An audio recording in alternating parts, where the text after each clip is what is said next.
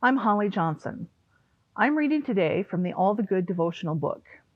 The December 15th devotional was written by Nancy Speets.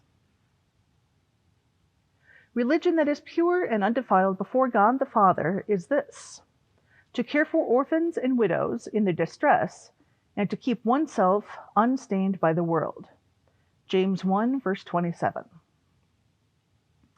Throughout the COVID pandemic, nurses, respiratory therapists, doctors, and other medical professionals cared for others, many others, despite the risk to their own health and safety.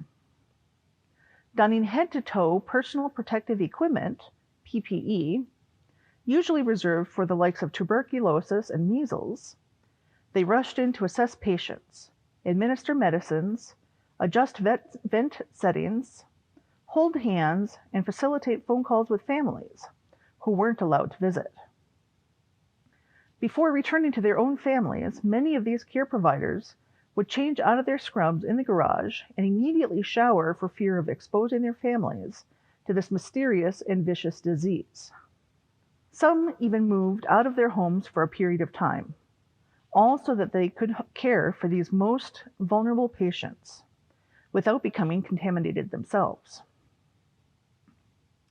Neither Jesus nor John Wesley was all that interested in keeping clean. In fact, they were both criticized for reaching out to people in dirty positions and life situations. John Wesley left the pulpit behind and preached in open fields where crowds could gather. He taught classes and organized bands in working-class neighborhoods and on the frontier. Jesus seemed to prefer the company of outcasts and those who were ceremonially unclean. In John 9, he even restored a man's sight using mud he made with his own spit. Don't tell the CDC. Jesus' ministry is proof that cleanliness is not next to godliness. Still, both men had boundaries that enabled them to care deeply and give of themselves fully.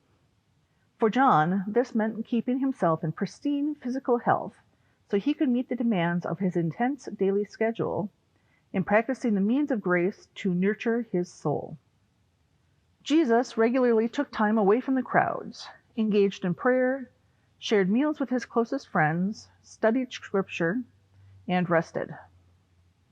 These habits and boundaries served as their own sort of PPE, preventing contamination not from germs, but from compassion fatigue, bitterness, and moral exhaustion.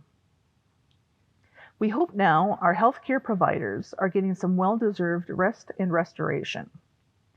We hope they feel safer at work and at home, and they can consider their higher-level self-care needs, such as Sabbath, restorative relationships, and time in Scripture.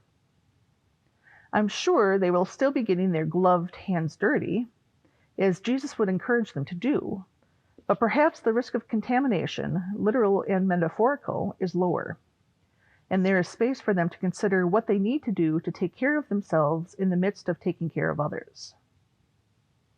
What risks do you experience in caring for others?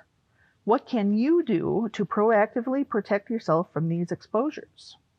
What sort of spiritual and emotional PPE do you need to invest in?